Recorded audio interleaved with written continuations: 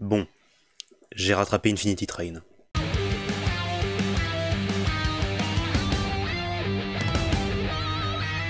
Et bordel, c'était court mais intense. Vous n'êtes pas sans savoir que Infinity Train est une des rares bonnes séries de Cartoon Network. Apparemment un peu trop bonne d'ailleurs, puisque la série a violemment été annulée et a complètement disparu d'HBO Max. Infinity Train, c'est une série anthologique, dans le sens où chaque saison peut se regarder et être comprise dans les grandes lignes, sans forcément avoir regardé les précédentes. Mais bon, même si effectivement c'est mieux. Et c'est d'ailleurs pour cette raison que, comme dans mon épisode sur Cobra Kai, on va faire un petit débrief saison par saison, avec un petit synopsis, mon personnage préféré, et la scène qui m'a tabassé la gueule. Dans la saison 1, on découvre Tulip, une jeune fille qui rentre dans le train après avoir fugué de chez elle. Elle fera rapidement la rencontre de 101, un petit robot, et de Atticus, le roi des corgis. C'est aussi dans cette saison que sont introduits des personnages récurrents comme Samantha, Randall ou encore Amelia.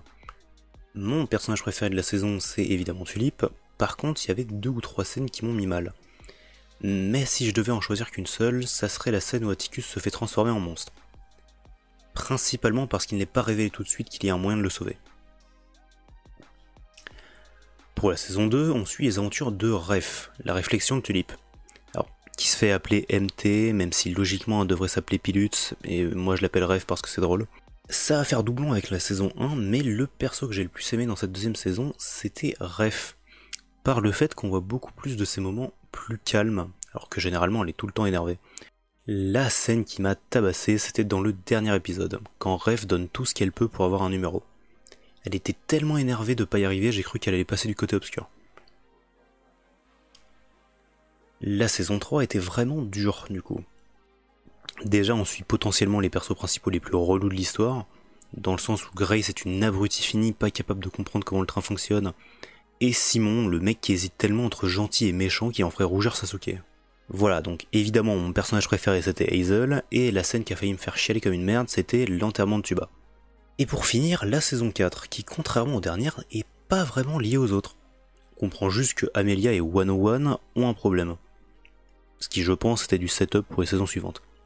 On suit ici les aventures de 2 anciens amis d'enfance, Ryan et Mingy, qui tentent de renouer des liens d'amitié, je mets des parenthèses dans le doute, le tout accompagné par une cloche qui parle, Kez. C'est d'ailleurs mon personnage préféré de la saison. Elle est juste trop drôle quand elle parle, elle est dans ce mix constant entre genre blasé, décontracté et complètement défoncé. J'ai pas vraiment de scène qui m'a tabassé dans cette saison, alors du coup à la place on va parler de 2 scènes que j'aime bien. La première c'est dans le dernier épisode, quand Ryan veut appuyer sur la tête de Kez. Sauf qu'il le phrase n'importe comment, du coup t'as l'impression qu'il veut la pécho. Puis bon, quand tu vois qu'il essaie de draguer Samantha en début de saison, ça fait se demander. Et la deuxième, toujours dans le dernier épisode, c'est la chanson de fin, Train to Nowhere. Une chanson au titre un peu ironique, puisque maintenant on sait que le train n'ira plus nulle part. C'est tout pour cette vidéo, on se dit à la prochaine et je vous donne rendez-vous au prochain rattrapage.